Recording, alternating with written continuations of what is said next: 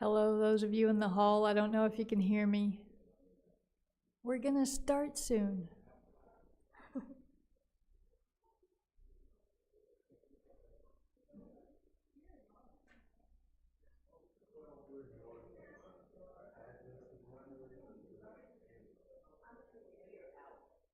What's your name?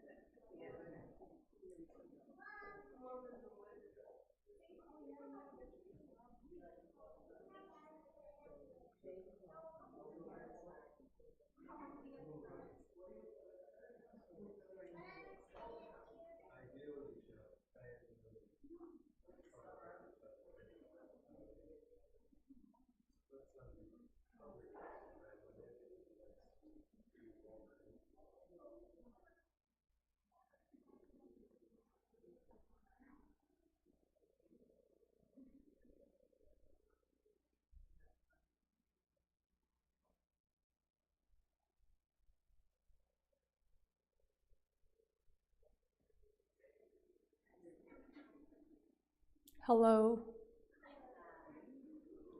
Feel like the plane is tipping.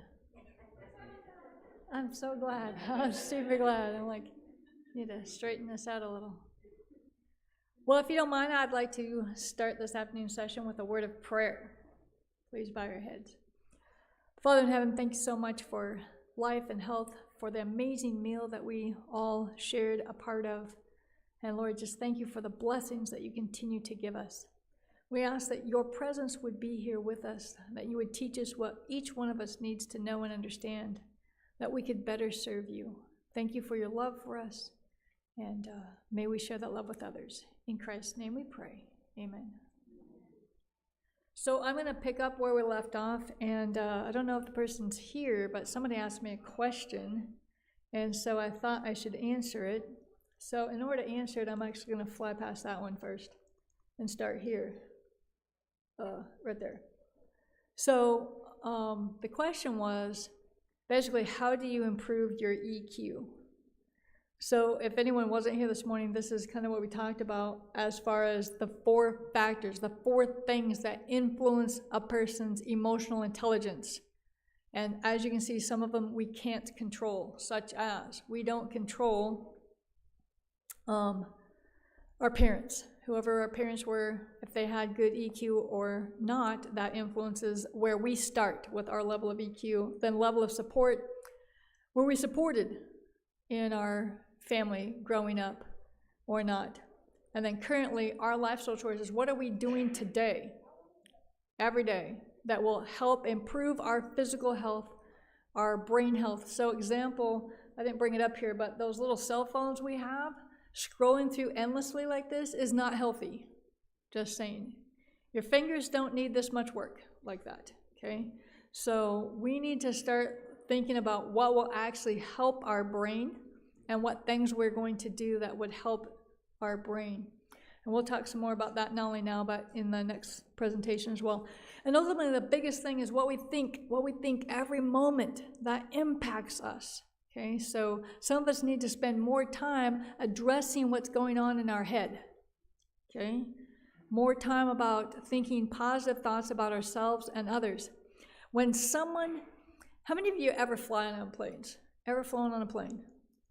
Are you like me when we're in the airport? We're like watching people. Like, you know what you're doing? I mean, if you're like me, we're evaluating everything about their life. We don't know their name. We don't know anything about it. They just walked by. And we just gave our opinion of their entire life without being asked. That little activity that we do is very harmful, because the majority of what we're doing is we're assessing in comparison to ourselves. That's what we're doing. So we need to stop doing those comparisons and just see this blessed person that God placed right in front of you. You know, like the people around you, start looking at the good in them and also the good that's in you. Not that we're in and of ourselves good, but God has given us the opportunity to do good things, right? Through His power, through His strength. So the first thing, if you want to improve your EQ, you must improve what you think. So I'm going to go backwards now, because I put these in opposite order then for the question. Then the next thing is, with that, is understanding, when it comes to our thoughts, understanding our emotions. Okay, so what is it that I feel right now? Some of you are like, I feel really good. I had this amazing meal.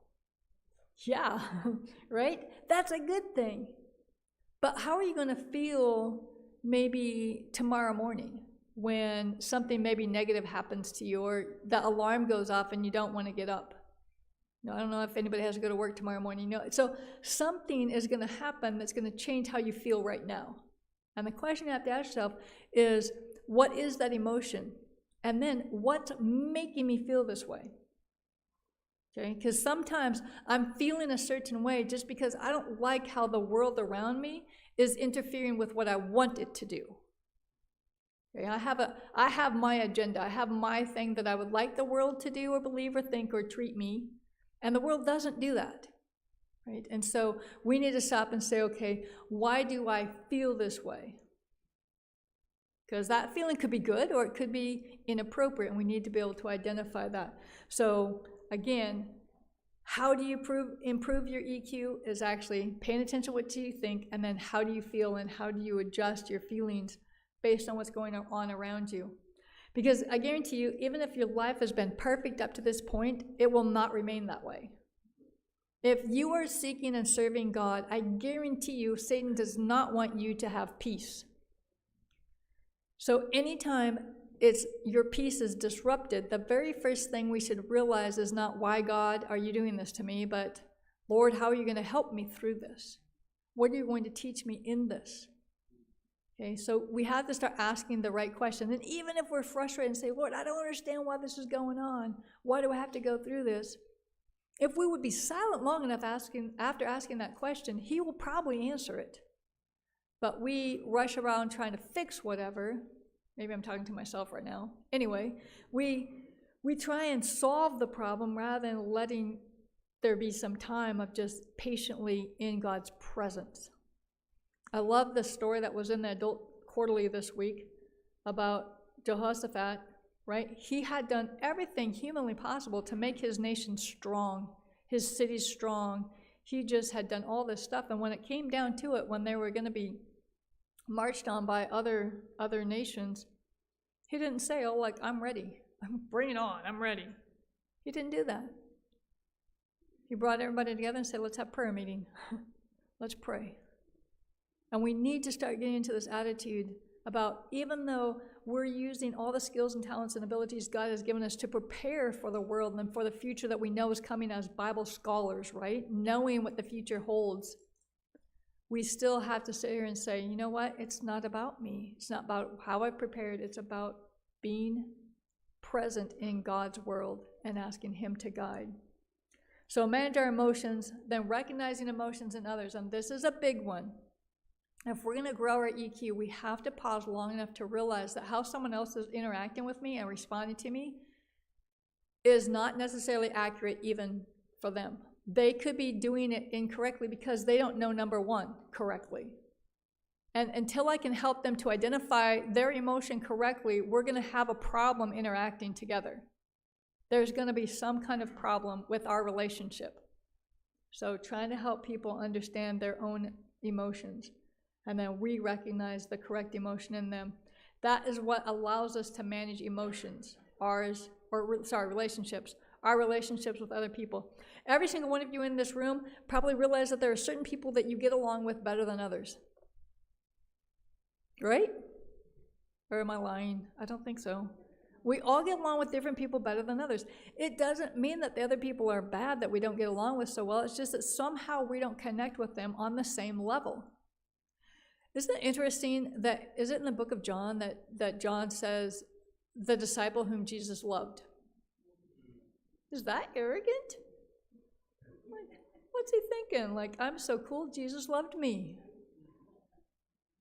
No, what he's doing is he's actually showing how much he loved Jesus and that he felt that love that Jesus had for him.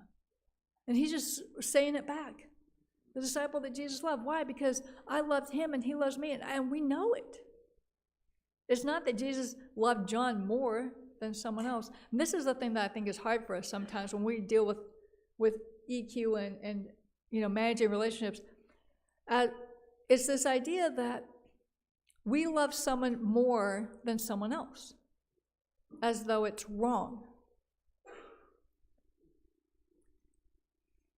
But we actually love them in a different way, because every single person is uniquely them. And maybe the reason why you don't love them, quote, as much as someone else is you just haven't had enough time to get to know them yet. So we need to understand that we love people and we need to love people, and the more we get to know them, the more we understand them. My parents were really good at teaching me this when I was a small child. Anytime we would want to look down on someone else or something, whatever, they would always say, don't judge them until you've walked a mile in their shoes. And that's always stuck with me because we don't really know someone else's story. We don't really know what other people are going through. So we have to take the time to actually get to know them. Doing this actually creates an energy within us. So that's why I get this brain energy idea. It creates this energy in us when we understand that we can actually help our relationships grow and get stronger. It creates this energy in us that we wouldn't just keep doing that. I think I shared a little bit already this morning about the fact that, like, it would be, if we could go back and someone could ask me as a high schooler if I would be up here doing this, I'd be like, not on your life, I'd rather die. I would never get in front of an audience. I would never talk. I mean, my parents, let me tell you about this. I have an older sister, I would not talk to anyone, like literally would not talk to anyone. My parents would give me money and send me and my sister to the store so that I would buy something and interact with the cashier. I didn't.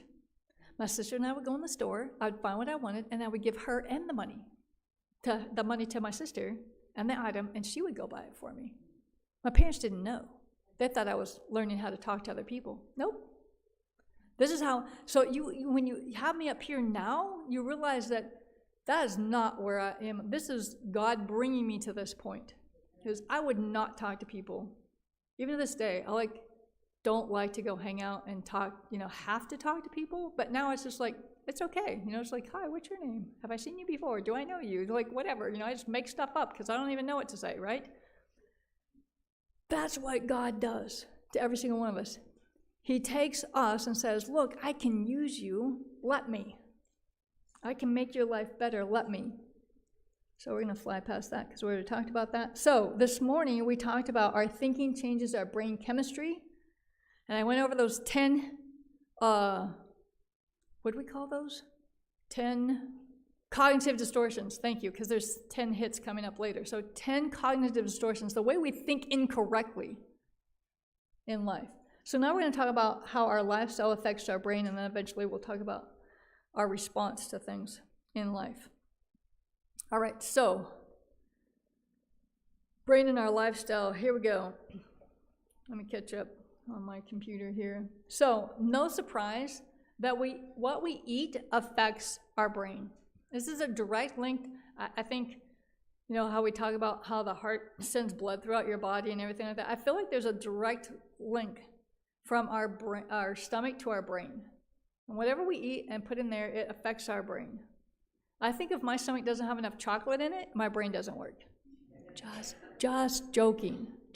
But the idea is that if we don't eat quality brain food, which I'm going to show you a slide in a little bit if you want to get your phones ready, that shows you some brain food, stuff that will actually help your brain, okay? The other thing is exercise, and exercise should be outside and done every day. We have this little statement that we say in our department. We ask this question. So you ready? Here's the question I expect you to answer. How many days a week should you exercise?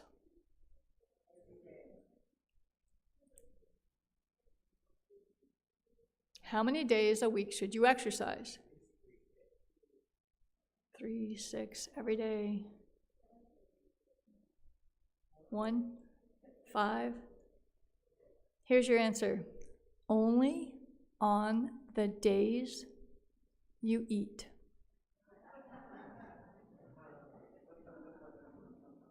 For example, there are times in our life when we should fast from food, right?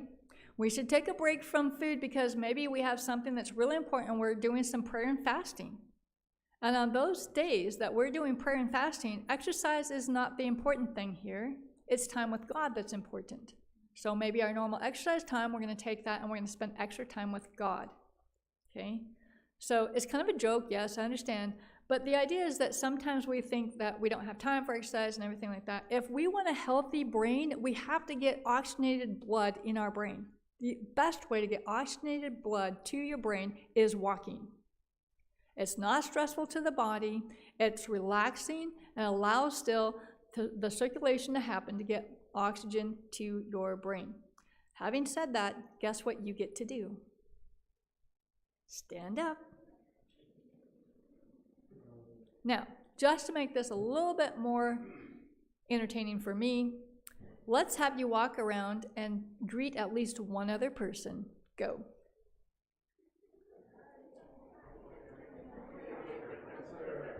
Awesome.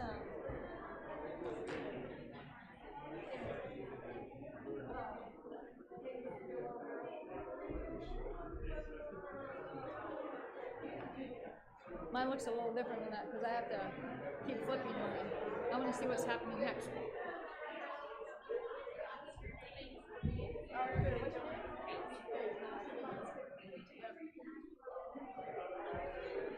All right, good.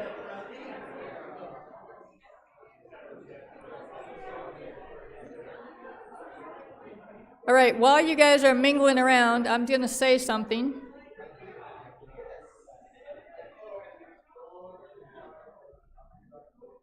We enjoy this very much. And you have my permission while I'm talking. You have my permission to actually get up and move around. You do not have to stay like little, I don't know, stationary items in the pew. You can get up and move around anytime. Pardon? Yes, you can. And when you raise your hand to let me know you want to ask a question, I might just pause you until I'm done with my thought and then do that. This is a slide that has some specific food items on it that are helpful to the brain. Now, one thing I will mention is that I talked to Julie at lunch because somebody had talked to me about, do you have notes or something that we can go over with this? They actually have this PowerPoint. They're running it from up on that computer. So I gave her permission to go ahead and make copies of this, just so that if you wanted it, just talk to her and she can give you copies of this information. So that way you can review it. And I want to encourage you to actually do that, because I know sometimes when I've gone to seminars, I get their handouts and I get all that stuff and I never look at it again. And I don't really want you to do that. I would actually like you to actually look at it and use it. Okay, share it with other people, whatever the case might be. Okay. So we talked about this one. Oops, wrong key. There we go. Whew, thanks. Try not to mess this up. So exercise, the best exercise for your brain is this. Daily, outside where you get fresh air, preferably sunshine, but sometimes it's rainy and it's okay. You can still be outside. You won't melt. Okay. And then in a natural environment, as much as possible, be in nature. You want the blue sky, the green trees, the brown ground, all of that, okay? And then walking, what we say is a non-competitive walk. I'm going to talk to the firstborns again. Slow down, okay? We don't have to get somewhere right away, right? We can just enjoy this event. So just this idea. Now, what I'm going to say here with this exercise for the brain, I'm going to talk about, I don't need one, thank you. So here's my happy little hand right here. When we talk about exercise, there are really 5 different things that we talk about. And I'm not really talking about exercise at all today, but we have cardiorespiratory endurance, where we do something hard enough as far as exercise goes that we get our heart and lungs pumping and everything going. Cardiorespiratory endurance, okay? The next one is muscular strength. Think about weight training, that kind of thing. Muscular endurance, think things more like jumping jacks or jump rope or something like that. Flexibility is the third one. And then the fourth little one, the little finger down here, is body composition, which we tend to talk about as metabolism, okay? So I could talk about that another day, but not today, okay? But what I'm talking about specifically here with exercise is not this, not what I just talked about in my little hand here, but about what actually is going to help your brain, okay? Although walking can help your heart and everything else too, the point of doing walking in a non-competitive way is to help your brain, right? So that's why you want to do that. All right, so we talked about nutrition and exercise specifically. Some other ones are getting light in the morning. Now, some of you know that I am from Washington State originally, a long time ago. I've been in Tennessee for 20-some years now. But there is one thing that I truly, truly miss about being in Washington State, and that is the sun would get up at 5 o'clock in the morning. I love having that early morning sunshine. Here, it is really hard to want to get up when the sun is not getting up when I am. So there's a reason why, no excuses, but there's a reason why it's hard for us to get up. The sun isn't up, right? So you want to get up every day, for sure, by the time the sun gets up. And maybe I should say by the time it's light, because it gets light before the sun gets up. So you want that early morning light. That will also help if you have any type of depression or seasonal affective disorder, anything like that. That early morning light and going out for a walk would be like a real big blessing to do. Another one is deep breathing. This should happen while you exercise, but even let's say you had to come up and give, I don't know, scripture reading or something like that, and you're horrified to be up front. Just coming up, and as you walk up here, you just take a deep breath, hold it for a second, and let it out. Just something as simple as that can actually relax you and release tension and everything like that. Stress. We want to relieve stress in our brain. Getting quality sleep. This should be something that is part of a routine. So you should have something that you do on a regular basis before you go to bed, and it should not include any screen. No screens at all. An hour before bedtime. Read a book. Do something else. A hard book, hard copy book, not computerized stuff. Because the light from screens, even if you put them on the dark mode or whatever, that's still sending a signal in your eyeballs that are telling you that it's light out, that it's time to be awake and alert. And that prevents you from actually being able to go to sleep. Okay? So we need to not look at screens at night before we go to bed. TV, whatever, doesn't matter. And then those hours before midnight are really important. Now, I was gone doing some work, different places and doing things, and a little vacation this week because we are on spring break at Southern. And so last night, I was in my bed, and I hadn't been in my bed since last Thursday. It's been a while. Anyway, I went to bed like at 9:30 last night, and I didn't wake up. Like, I didn't have to go to bed. I didn't wake up at all till like 4:30, 5 o'clock. I slept the whole time, just gone, right? That's what should happen. You know, you just go to sleep and you wake up and it's 5 o'clock in the morning. I'm also one of these people that I don't set an alarm clock because I want my body to just wake up when it's done sleeping, whenever that is, okay? But I also don't go to bed at midnight, okay? I realize that if you go to bed at midnight, you might miss the time to go to work, right? So there is a time period of when to go to bed. Water, and I noticed the pastors brought water in, so make sure you guys drink your water. Generally, we say this, that you should drink half your body weight in ounces of water. So let's do math. If a person weighs 150 pounds, how many ounces of water should they drink a day? 75 ounces of water. Now, here's the second part of that, because some people are like, oh my word, I would have to drink like 100 ounces of water a day. I think I would float away. So the second part of it is, until your urine is clear or virtually clear, then you're getting enough water, because we don't know how much water might be in the food that you're eating. So as long as that's true, then you should be fine. Another one is develop a supportive network, and I intentionally write the word church on this. I've never gotten married and had a family of my own. Obviously, my aunt's here, my mom's at home. I left her there with the dog, but you know, whatever. My aunt got the privilege of coming today. But my church family is my family. And that's the way it should be. And I was talking to my aunt. She's like, everybody's so friendly. I'm like, that's what it's supposed to be like. It doesn't matter what church you go to, you know. We're family. We're all part of the family of God. And we're going to be happy here now and be happy in heaven. So let's just be family now. So I continue to say that the church should be the supportive network for us. If you don't feel like your church is that supportive network, I'm going to just call you out right here. If you don't feel like your church is the supportive network, start with your own personal EQ.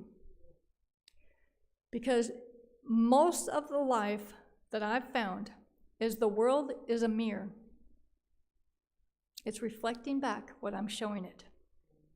So if it's not doing what I'm expecting it to do, I need to start with myself. I actually learned this from teaching little kids in PE. I would tell them to do something, and they didn't do it, they did something else. And at first I would want to chastise them, like, why aren't you doing what I asked you to do? Until I realized they were actually doing what I said, not what I meant. Yeah, that's amazing, right? Then all of a sudden I started saying, okay, what did I just say? What's going on? Why is this person not responding to me the way I'm expecting? Because what did I just say? You know, how did I present myself? What happened that made them get defensive or whatever the case might be? The next one here is listen to brain-enhancing music. And Baroque classical music is one of the best types of music to listen to. I did a little personal study one year. My younger brother, is one of those 4.0 children. They don't really have to study and they still get a 4.0. I don't know how that works. I studied so hard. But one summer, I was studying during my master's, and I was actually at home, and my brother walks in. Now watch this. I'm studying. You ready for this? The TV is on with a golf game. The radio is on to a baseball game, and I have my textbook, and I'm looking at it, right? Now, if you asked me what the game was, the baseball game, what the score was, could I tell you? Yeah, you bet. You know, golf, I could tell you the top 3 on the leaderboard, right? So my brother, he comes in, he sees what's going on, he picks up my book, and he says, tell me anything from these 2 pages. I had no idea. And I'm like, it was that aha moment, like, oh, that's why you have a 4.0 and I don't. You know, like, I get it, right? So that moment in time, I decided I was going to change my behavior in studying. Everything went off, and I only had my textbook. And then I drove, it was an hour to the campus where I was going, and I only listened that entire time, up and back, to classical music. The entire time. I got a 4.0 and it wasn't even hard. It changed how I studied the rest of my life. It was incredible. Simplest things can make such a huge difference. If you're struggling with relationships with people, pay attention. What are you listening to? What are you watching? What are you reading? That matters. And some of the simplest things that you can change will change how you interact with other people. All right. So that's done. Now we're going to go on to the final one here. Our response to life impacts our brain. So again, things happen to us, and how we respond to those things matter. So again, I'm going to just say this. The biggest thing is you must understand your own emotions. When something happens that you're not expecting, understanding your emotion during that time will determine how you react. Okay, so make sure that you know what your emotion is before you just yell or scream or do whatever you might otherwise do. In addition to that, we need to think through things that are occurring, whether we watch something on TV or somebody says something to us. The biggest thing that I would say is that all of us need to remove what we consider, or I consider this, victim mentality. Our current society in the United States is trying to get everyone to believe that you're a victim, whether it's race or gender or whatever. I don't even, social economic status, whatever it is, they're trying to get everyone to believe that you are a victim and that somehow your government or something in society owes you something to solve the fact that you're a victim. And I want us to realize that none of us are victims. We are here right now by God's design. And every single thing that you have gone through is by God's design. Because we live in a sinful world doesn't mean He ordained it. Okay? We live in a sinful world. People make bad decisions and they impact us. But it doesn't mean that God is not there with us. Think about this. If you think as a Christian, who had the most opportunity to claim being a victim? You or Christ? Hands down, Christ.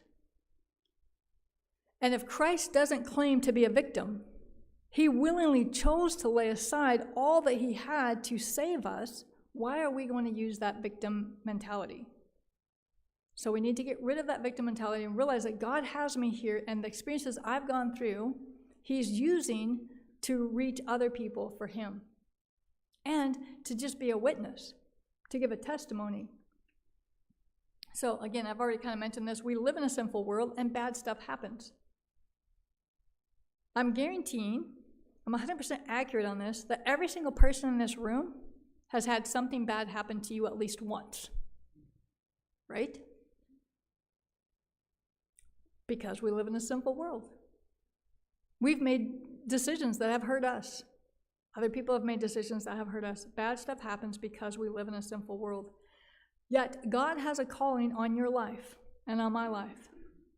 And that's where our focus needs to be. What is God calling me to do now? You could be 80 years old. And you would say, well, what does God want me to do? I guarantee you, God has something you can do. What's the one thing that every single person in this room can do for God? One thing. Come on, say it. Pray. Pray. The one thing, it doesn't matter your age. You're here right now. There's one thing that you all can do, and that's pray. Pray for yourself. Pray for other people. Pray for people in war-torn countries. Pray for people that are victims of trafficking. There's all kinds of things that we can pray for, right?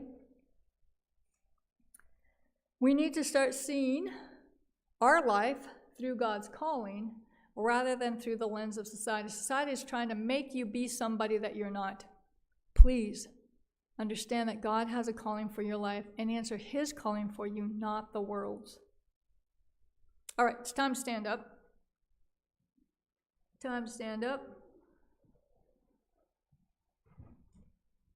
Because the next thing we have is a little heavy, so I don't want you to be too sleepy for it. So I knew I wouldn't have time to talk about this next section in church, so I just saved it for now. Because emotional intelligence is also very related to depression and anxiety, meaning emotional intelligence, the higher you go up on EQ, the less that you would have depression or anxiety. So if someone has depression or anxiety, they can get out of it through therapy.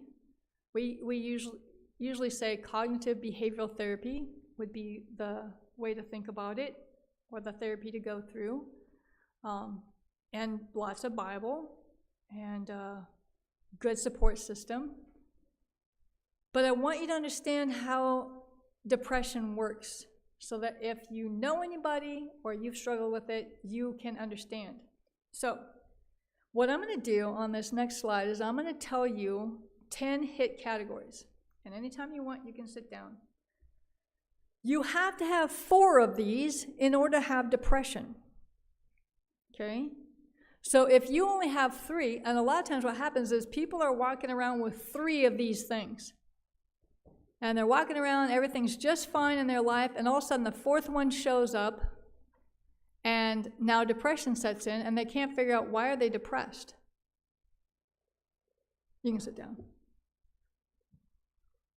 So I'm just going to show you how this happens. And because I work on a college campus, and college campuses tend to have very high rates of depression, I'm going to explain how easy depression happens on a college campus and why. So that way, if you have kids on a college campus, you can help them understand this to make decisions. Just help them.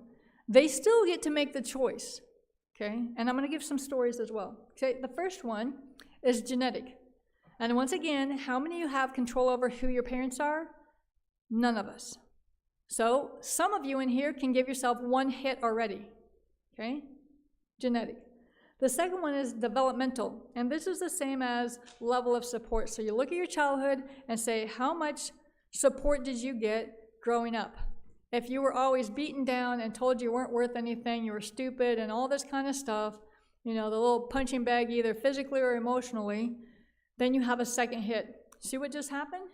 And they haven't even gotten to college yet. Okay? And they might already have 2 hits. Now, the rest of these, we have more of a decision over. But you can walk around. Notice the person can walk around with 2 of these and be just fine. Third one, lifestyle. That's a nice way of saying exercise or lack thereof. Okay? So if a person isn't getting regular, consistent exercise, they'll have a 3rd hit. 4th one, circadian rhythm. That's a nice fancy way of saying not getting quality sleep at night on a regular basis. Yeah, teenagers, exactly, okay? So now do you see how a person can have 4 hits? Because they had 2 that weren't necessarily of their choice, genetic and developmental, and they usually go together. You think about this. If someone genetically has depression, they're probably going to treat people like they were treated, and therefore it's a cycle. So those first 2 kind of go together often. But then lifestyle, getting exercise, that's a choice. So parents, if you're not exercising with your kids, please go for a walk with them on a regular basis. They might hate you at first, but pretty soon they'll love you even more. Circadian rhythm, make sure that they get plenty of sleep at night. They might hate you at first, but pretty soon they'll love you more. Okay, they'll start understanding that this is benefiting them. Number 5, quality nutrition. Quality nutrition. Now, I'm going to talk about a situation with a student that I had a number of years ago. To my knowledge, she did not have a genetic hit. But she came to Southern, and shortly after being at Southern, she developed depression. And everybody was telling her that she's depressed, she needed to go get help and everything like that. And she's like, no, I can't be depressed. And everybody's like, why do you think you can't be depressed? Because clearly you are. And here's why. When she was a child, she had what we call a developmental hit. She was raped by a relative when she was like 7 or 8. And so in her mind, if she was going to have depression, it would have happened then. Right? Do you see what's in her mind? She's thinking, well, I should be depressed. That if then, not now. But remember, how many hits is that? 1. Then she shows up at college, and what's college life like? They're not getting exercise, they're not getting sleep, and they're not eating good food by choice. There's food available that's good, they just choose to eat the junk, right? So now the 4th hit shows up, and now depression showed up. Do you see how that happened? Once she understood this, and I try to teach this in my freshman level PE class, this slide right here, right? Because they come to PE not expecting this. But you show them this, and all of a sudden, I've had kids come up to me and say, I get it now. And I said, yeah, now you have something you can do about it. So when I tell you to go exercise, that's why. I'm trying to take away that 1 hit, number 3. When I tell you it's really important that you go to sleep early, even though everybody else is staying up late and doing dumb stuff. There's a reason, I'm trying to take away these hits because I want your emotional intelligence to go up, and all of this is killing that. Okay, so all of you in here that are not getting quality sleep at night, by choice, because remember, it's a choice, you can change. You can have your EQ go up. And I will tell you, it will be hard at first, and if you need to change multiple of these, pick 1 or 2, don't try and do them all at once. Pick 1 or 2 at the most, don't try and do them all. Okay, so here we go. Number 6, addiction. Addiction can be anything, including chocolate. Give you an illustration. Most of the people that I know that eat large amounts of chocolate, they eat the chocolate not because they're hungry. Most people eat either salty foods or sugar foods or something like that, not because they're hungry for it. Why are they eating it? Come on, talk to me, class. Why are they eating it? It's an emotional crutch. And let me tell you how this happens. Now, all of you that are parents, I'm sorry, you did not intend to do this. Those of you that are young, just don't do this to your kids when you have kids. Ready? Now, think about the first time the day was all about you.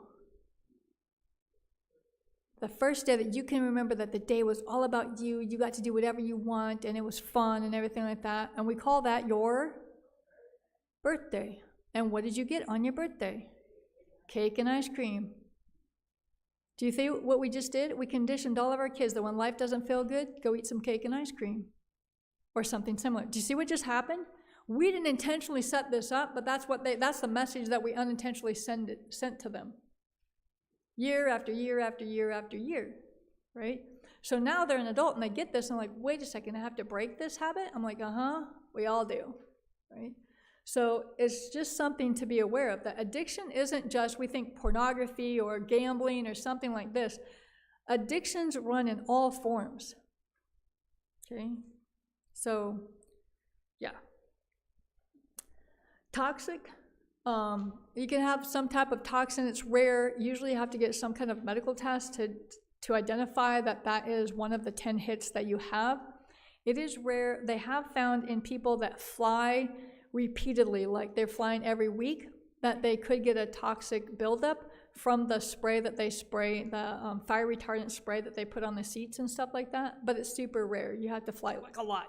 And there are other things that could happen too. So depending on the type of work that you do, that could become a hit for you, depending on where you work, the type of work that you do. Number 8, social or complicated stress or grief. Anytime you go through an extremely stressful situation in your life, loss of a loved one, either through death or divorce or something like that, that becomes this, even a loss of a job that was just, you poured your heart and soul into it, and you got rewarded by getting fired or whatever, I don't know. So that complicated stress or grief that the person goes through, if they don't go through those grieving steps and recover from it, but they still, like year, 2 years, 3 years later, are still dealing with that as a stressful event, that is now a hit for depression. Normally we go through those steps of grieving and we move on. It's always in our memory, like I lost my dad a number of years ago. I'm always missing him. I wish he was here, but I'm not grieving his death. Do you see the difference? Okay, so knowing the difference between those. I know a lady at my home church in Washington she lost her husband and she never recovered.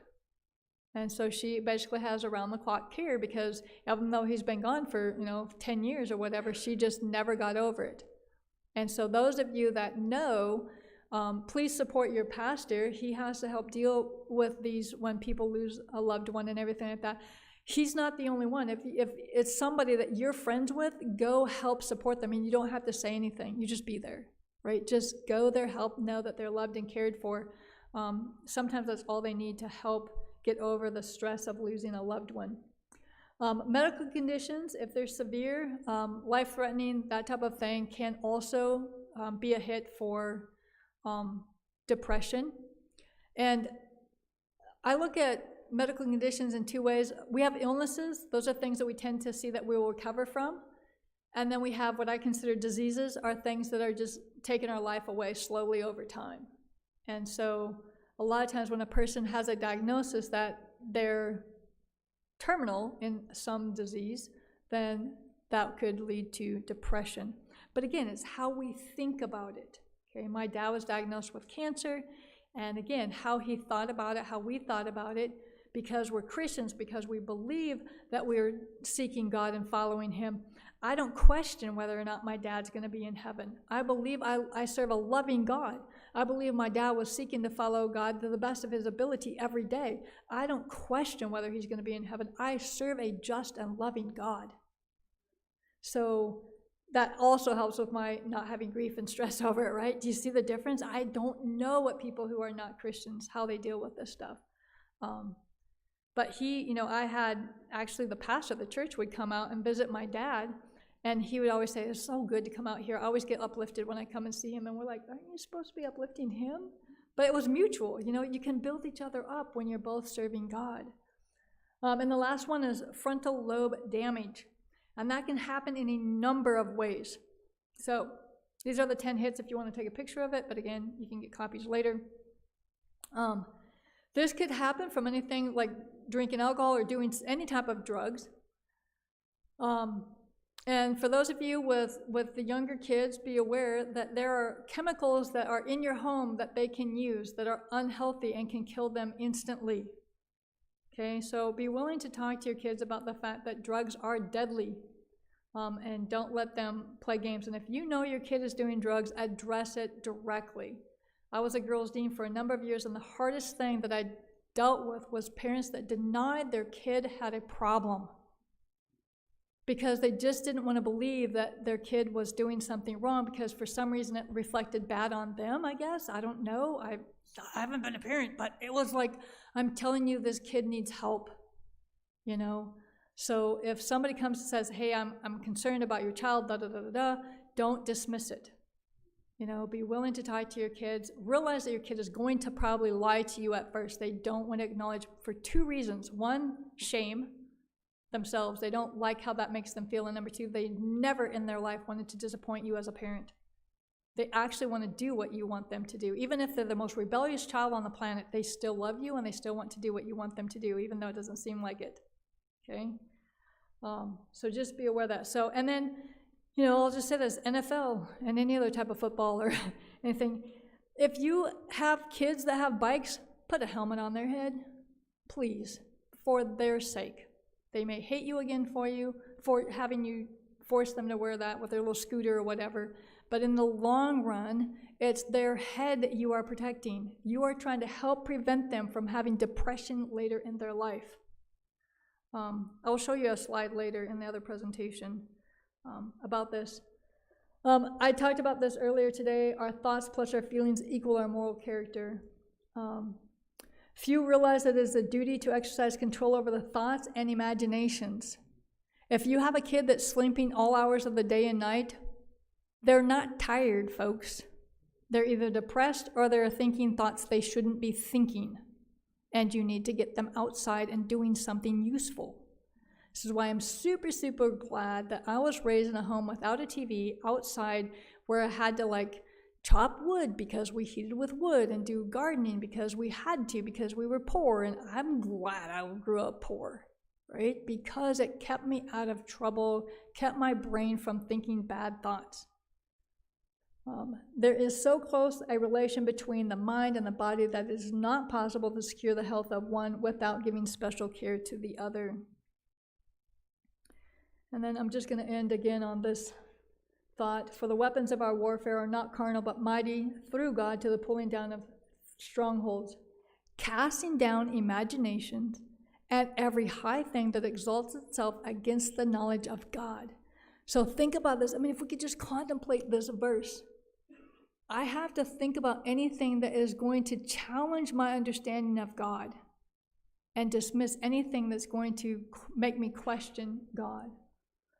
And bring every thought into captivity to the obedience of Christ. What a huge challenge. And this text is just, to me, so amazing. With that in mind, I'm done with this presentation. And we can go on to the next one. But you're going to have to stand up because that's what we do here. And talk to each other for a while while we switch over. Well, I switch over. The guy up there is so fast I can't keep up. Maybe you guys should get some water, drink some water. That would be really helpful.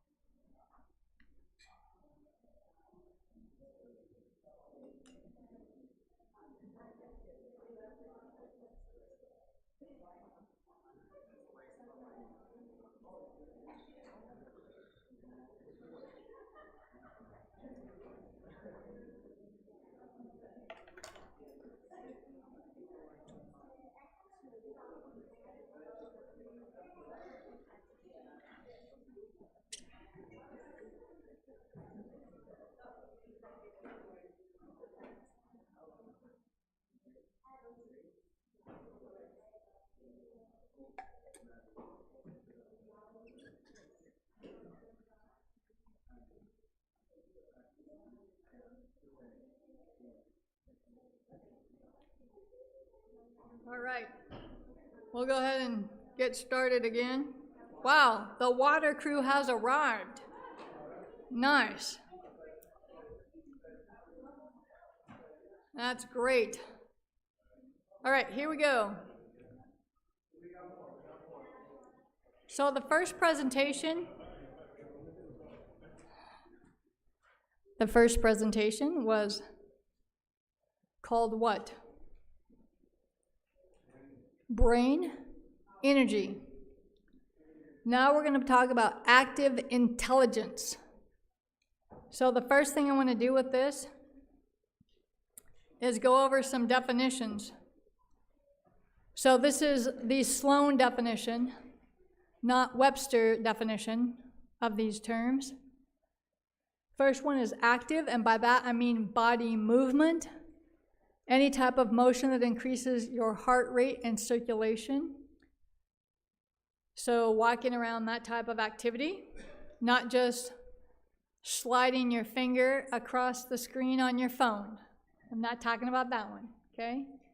Intelligence, by definition, my definition here, is brain power, meaning the ability to think, to learn, to remember, and to use your brain power to impact your life. Okay? So these are my definitions of these two terms. So when I put them together, it is active intelligence is to increase brain power through physical activity. Guess what we're going to do today? Yeah, a little bit of physical activity. Like I haven't given you enough to do already, right? But we're going to learn different activity that actually helps your brain. Okay, something specific activity that helps your brain. So hopefully you can read this. I would like you to read this. You can all mumble it out loud if you want. Go ahead, read it.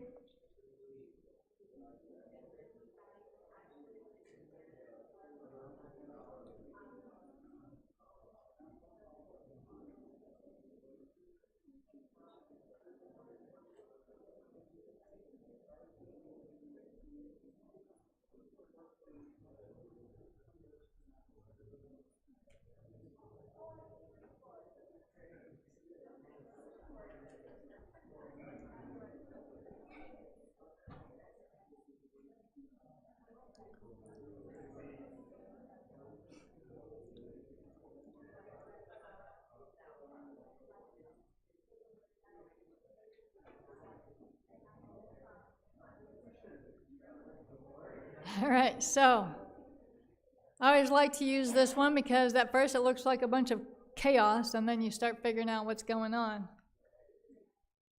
What do you have to know in order to be able to read this?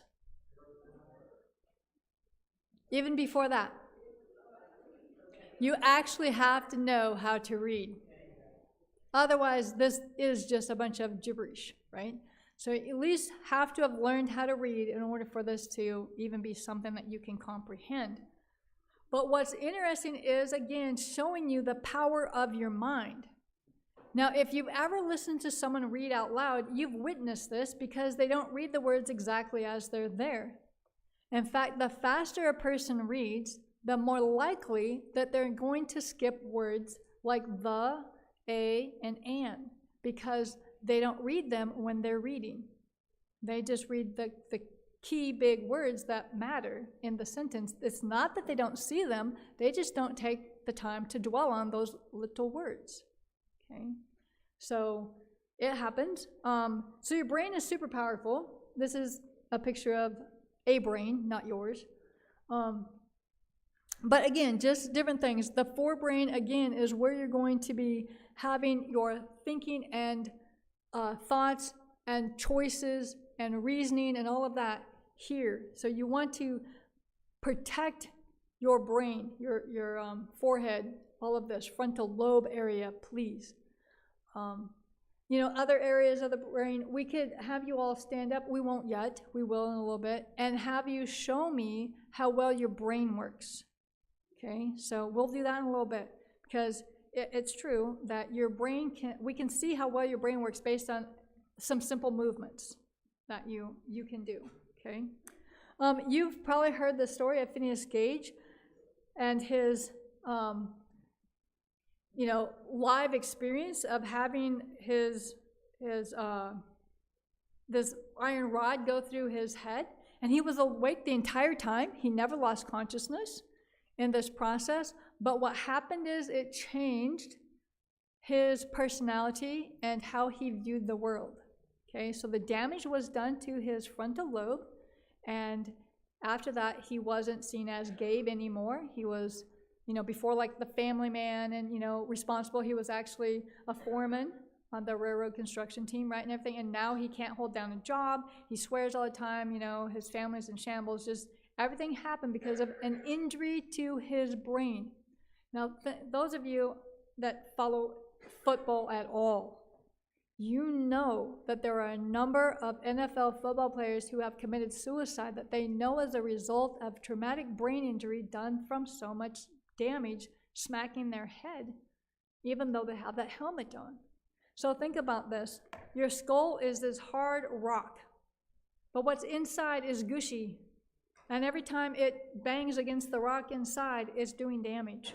Okay, so we need to be aware of that when we're working with people. So because this is physical activity, I'm going to do this. I'm actually wearing a skirt, so I have to be more cautious here. So we're not actually going to do exactly high knee crossover, but we're going to show how our brain actually works with this. I probably should have, I'll just stand here and then I'll show you. All day long, we're doing things in line with one side of our body. Okay, even when you look at your phone, like those of you that are scrolling, you are still always in line. Meaning, if this is your midline, you don't cross it. Because everything you do is always on that side. Even if you're scrolling, you're still just right here. You never really cross your midline. And if this is your brain, put your brain together, please. Put your brain together. We need a brain. Yep. What we need to do is have this side talk to this side. Well, how do you do that? You actually have to cross over with physically to get the two sides to really talk together all the time. So if you'll stand up, we're going to get both sides of your brain to talk together. So normally we do elbow to knee, but I'm just going to take my hand and touch my knee. And all I did was cross midline. That's all I did. All I'm doing is crossing midline. Now what I'd like you to do is do that and then just kind of hold that spot right there. Can you do that? Don't hold on to the pew, cheaters. Then put your foot down. Put your foot down. Sorry, that was mean. And then do the other knee. And just kind of hold that thigh right there. We're just going to hold it. Just going to hold it. Come on, hold it. Don't move. Don't wiggle. Don't hold the pew. Okay, and put it down. And cross again the other side. Right here. Oh, look, you guys are getting better at this. And you're just holding it there. Hold it down. And back to the other side. Because initially when you do this, you pick the foot you prefer to stand on. And now I'm forcing you to be on the opposite one. And you're like, wait, this is so much harder. Like, yeah, that was intentional. Okay, and you can put it down. You can sit down again.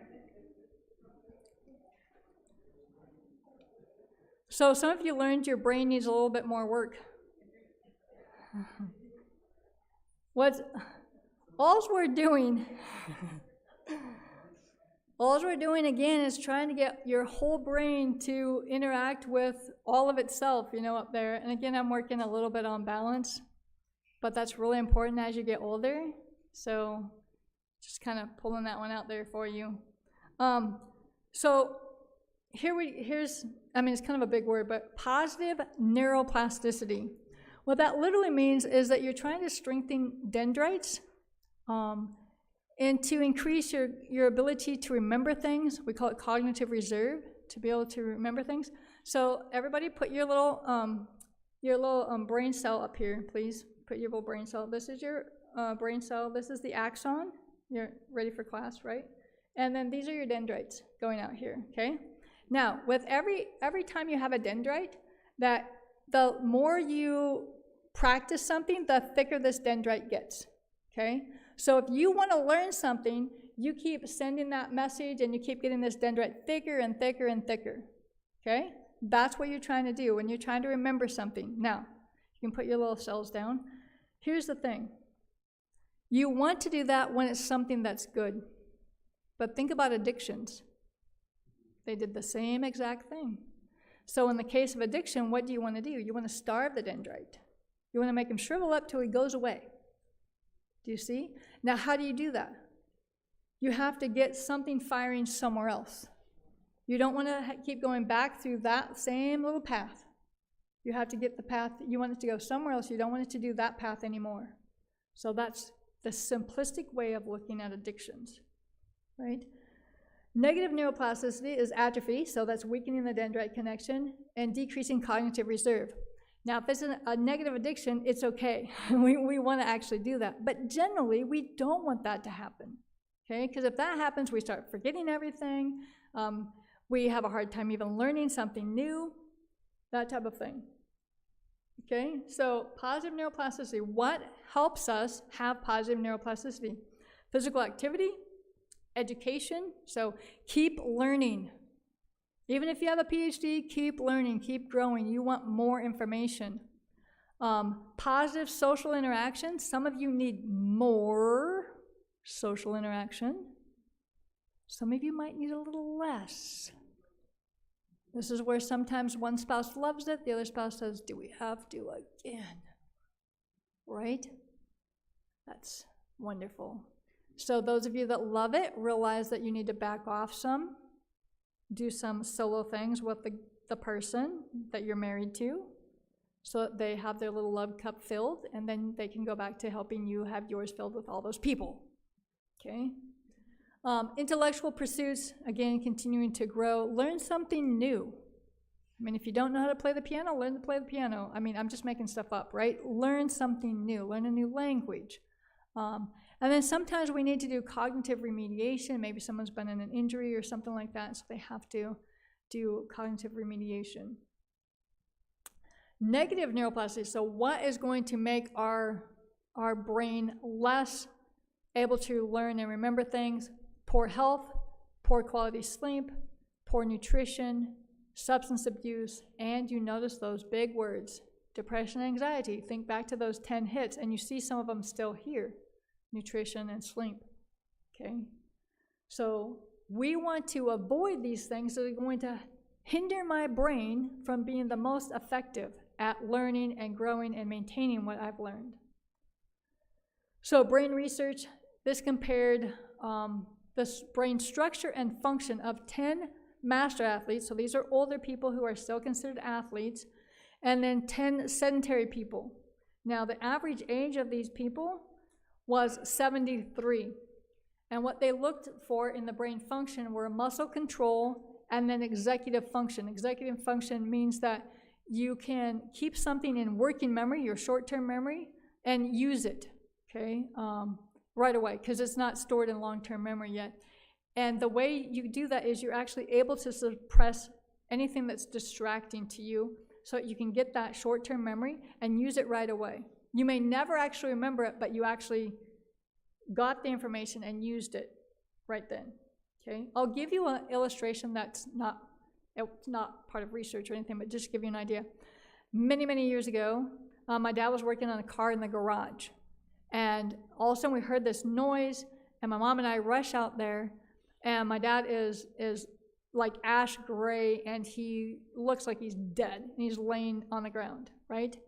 And I mean, I'm like freaking out, like, what do you do, you know? And my mom's like, go call 911, go call, right? So I go pick up the phone and I dial 911, and this is what I hear. 911 is not valid yet in your area. If you need police, call this number. If you need fire, call this number. If you need ambulance, call this number.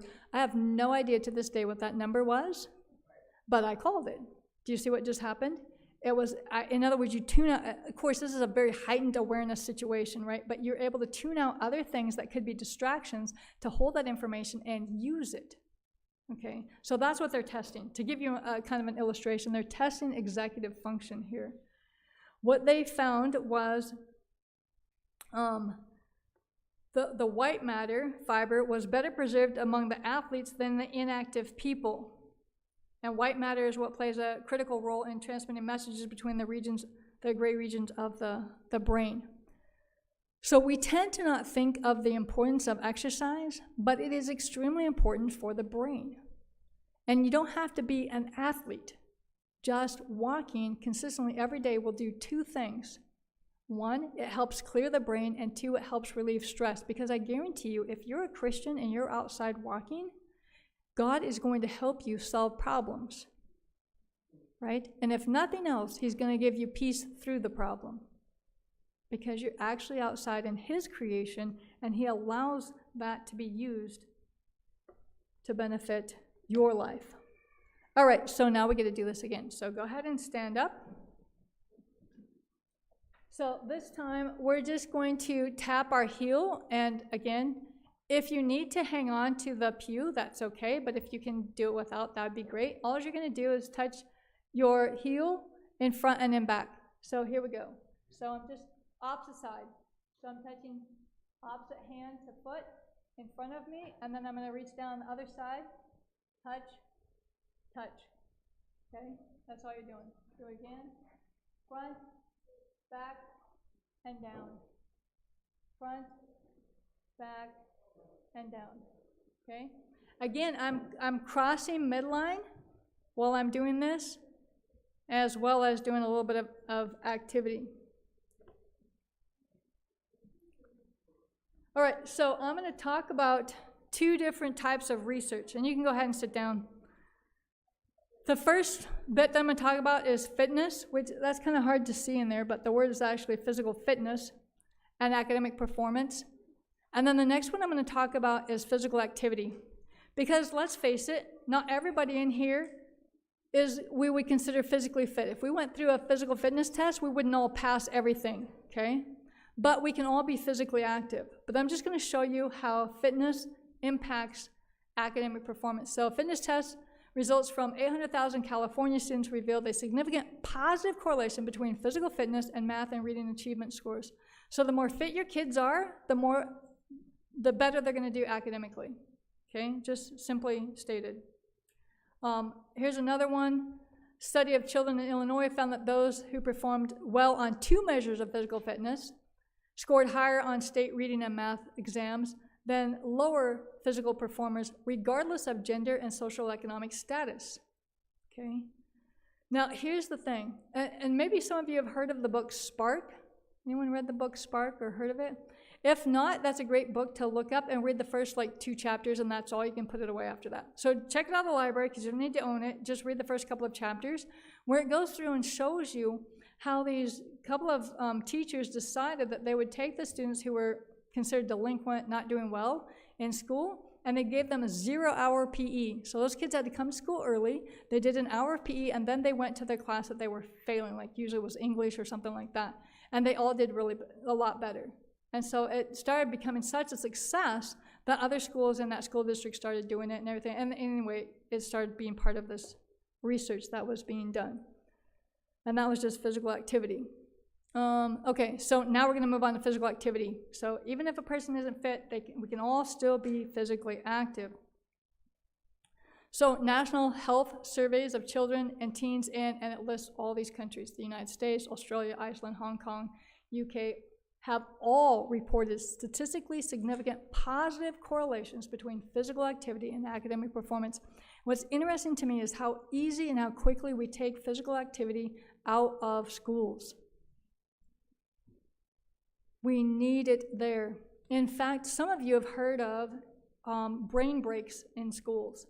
And what they do is every half hour or so, they'll stop and for 5 to 10 minutes, they'll actually have the kids do wiggly activities and get them moving and everything like that because their body needs to move and their brain needs to be calm for a little bit. It's tired of getting filled with all those multiplication tables and words that they had to learn how to spell, and it's just a lot for their little brain.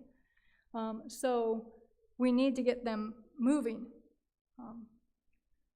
Another one, data from nearly 12,000 U.S. high school students who reported participating in either school-based physical activity or playing sports with their parents were 20% more likely than their peers to have an A in math or English. Again, am I promoting my field enough yet?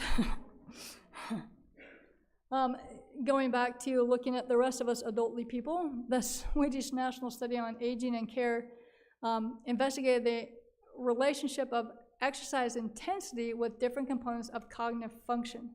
So we think sometimes that you have to exercise harder to get benefits, but this research actually shows that's not true. So these 813 Swedish participants between the ages of 60 and 96, anyone older than 96 here?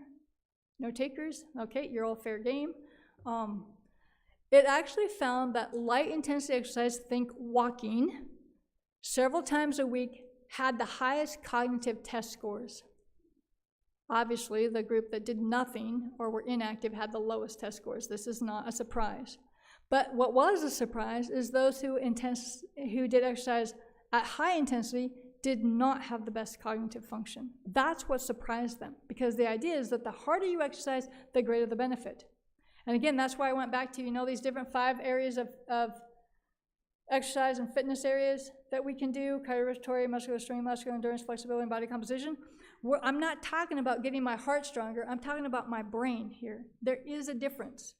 Okay, so if I'm trying to improve my brain, I need to do a light intensity or walking type of exercise.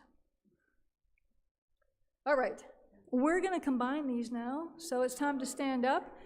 And you can get all into it and do your knee, or you can just tap your knee instead of your elbow. But if you really want to get into it, you're going to put your knee and your elbow together. But I'm just going to use my hand. So you're just going to do your hand tap on your knee, then behind on your heel, and then in front on your heel, and then drop down and do the other one. Go team go. Tap. Back. Oh, I fell over. Oh no, horrible example.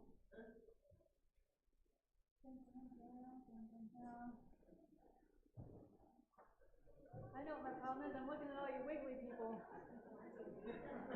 All right. Excellent. You guys are getting it. You know what I actually tell students when they're about ready to go into an exam after they've learned this? I'm like, you know what? People are going to think you're weird if you stand up and start doing that right before your exam. But if right before your exam you're sitting there, if you would just take your hand and if you would just pat this shoulder over here and say, yeah, I studied this and I'm going to ace this exam, and then do the same thing, I studied this, I am going to ace this exam, you'll do a lot better.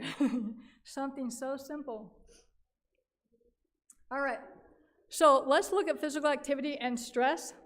So what we know is that stress erodes nerve cell connection in the brain and can lead to depression, okay? So physical activity actually increases neurotransmitters such as serotonin, norepinephrine, and dopamine. All three of these help us alleviate stress, okay? So serotonin provides that sense of well-being and happiness. We need lots of that. Norepinephrine, it actually helps us control our fear and, wanting to fight or flee a situation. And dopamine plays that role in behavior and cognition. Again, voluntary movement, motivation, those types of things. So we want that. Some of you maybe have heard of the runner's high. That's where a person, they exercise a lot and they get joy from that because they get that dopamine release. It can be like a drug, okay? So you can actually do a little too much of that, just saying. So there is a balance in everything. And then when we look at physical activity and behavior, this study actually looked at on-task behavior for students before and 30 minutes after physical activity. And they did 10 minutes, again, think of the brain breaks, 10 minutes of activity in class, physical activity. Here's what happened. All of the class, 8% improvement on behavior. So any teachers out here? Tell your teachers this, yeah. So tell them, look, if your kids are misbehaving, stop trying to get them to be still and quiet and listen. Instead, get them up and move them for 10 minutes and then sit them back down. They'll be focused then, okay? What's interesting in this study is that you see the least on-task students improved on-task behavior by 20%. In other words, the ones that cause you the most problem are going to be the most benefited from moving. Here's the brain picture, and this has been really well publicized probably the last 10 years. Just showing on the one, there's not very much color there. That's just sitting quietly, and the other one is after 20-minute walk. So it's not like high-intensity walk, but you see all the extra blood flow and everything that's going on in the brain. So we wonder why kids can't learn. They're sitting too much. We need to move them, get them out and get them moving, okay? So here's what we know. The effects of physical activity on brain power increases happiness and well-being, increases IQ. In other words, increases the speed at which we can learn information, increases that dendrite connection, so the speed at which those neurons are flying through there, okay? Increases concentration, memory and retention, achievement based on standard tests and scores and GPA, perceptual skills and on-task behavior. So you notice that a lot of these are related. So if a person has more on-task behavior, of course they're going to learn more, right? They're going to concentrate. This is related. But all of this shows that physical activity has been researched in each of these specifically to show that it's beneficial, okay? All right. Slowly catching up myself here. So how are we going to increase brain power? I'm going to give you some things that I think would be beneficial. Number one is that you increase physical activity throughout the day. I have this, what I call a 60-10 rule, and some people say it should be 50-10 rule. But anyway, the point is, out of every 60 minutes, you're going to take 10 of those minutes and do physical activity. So you should never sit for more than 60 minutes. The most you should sit is 50 minutes. Notice most TV shows are 50 minutes. But what did they do with the other 10 minutes? Commercials, but not all at once.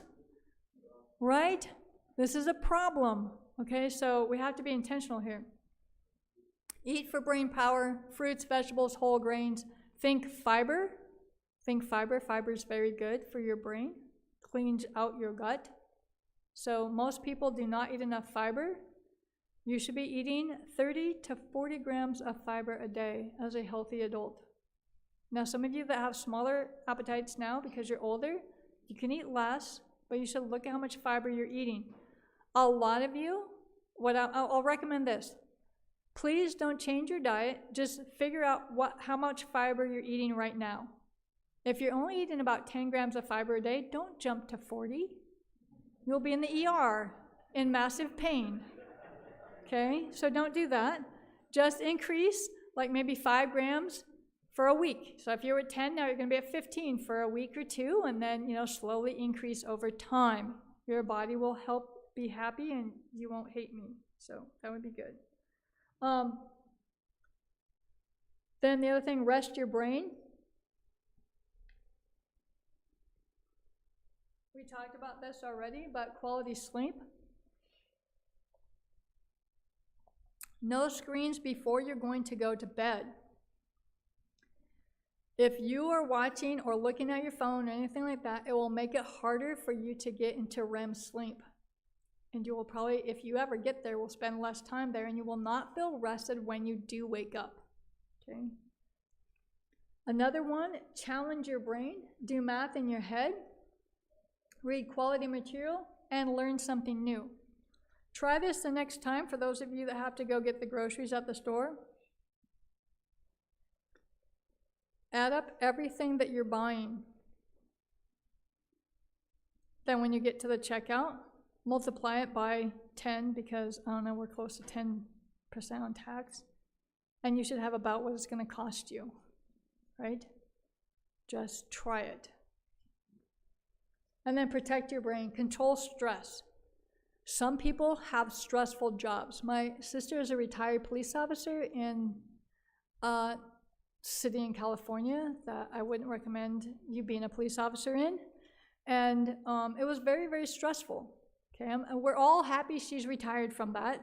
She went and taught 4th grade for a while, and she was happy, and we were too. And so were the 4th graders, actually. They enjoyed it, right? But if you have a really stressful job, you need to learn ways to relieve that stress.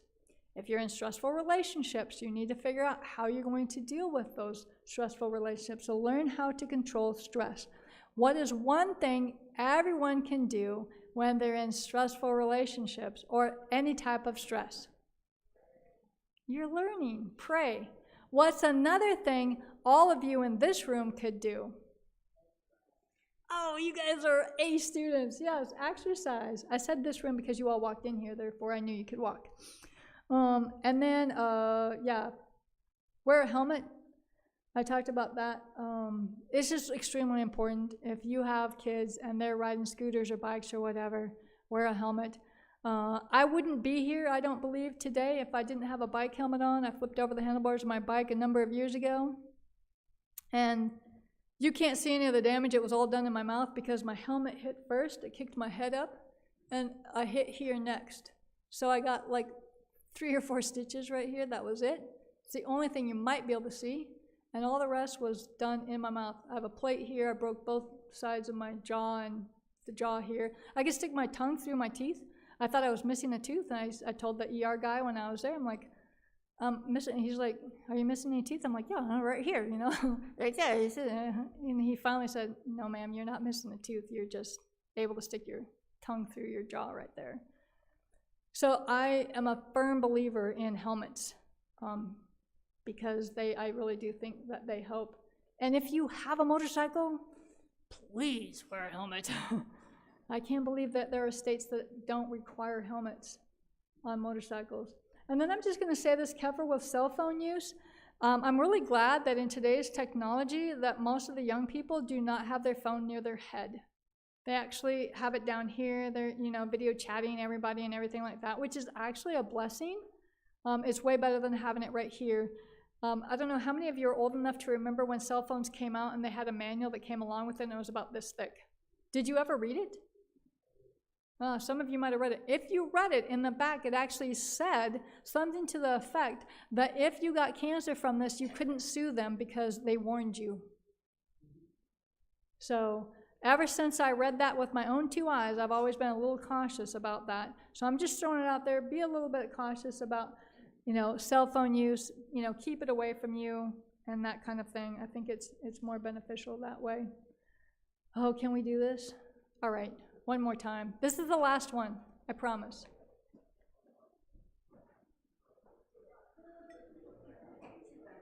Okay. All right, here we go. Okay, here we go. So we're going to, what were we doing? Oh yeah, we're going to touch our knee, or you can do elbow if you're really, really into it. And then you're going to tap, and then you're going to extend out. Don't touch the ground. Extend back. Don't touch the ground. Extend out to the side. And then come back and touch the ground. Way to go, team. Now the other side. Tap knee. Heel back. Heel front. Now what do we do? Back first? I don't remember now. Front, whatever. Front, back. Whoa. Side. And then I saw someone really get into it. We can do it out here. We can wiggle around. I don't know what. And then you can put it back. All right, good.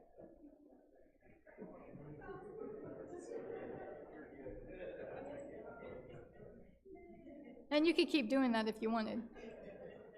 So put it into practice, the simple things that I will say, follow the 60-10 rule. And this is probably more for those of you that work with kids.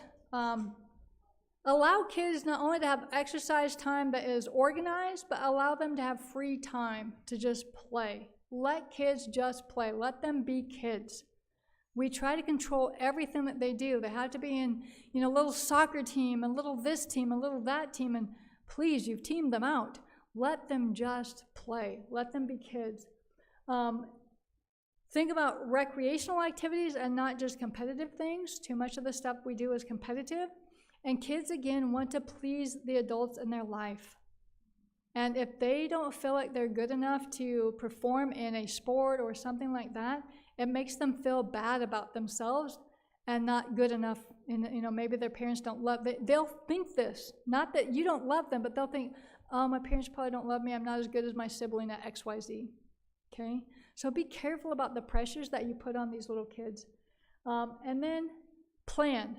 Intentionally plan on taking care of your brain and doing things, even these simple little things that I showed you today, just doing these crossover things. Do things intentionally to cross the midline so that you can increase your active intelligence. Again, to increase your brain power through physical activity. Now it's time to just go out and run around.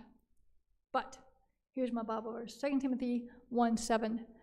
For God hath not given us the spirit of fear, but of power and of love and of a sound mind. That is what God has given us. If we're afraid or fearful or stressed or worry, we need to stop and say, Lord, I'm your child. Take care of me. That's it. I'm all done. Hey, let's pray. Father in heaven, thank you so much for this amazing group of people. Thank you for the opportunity to be here.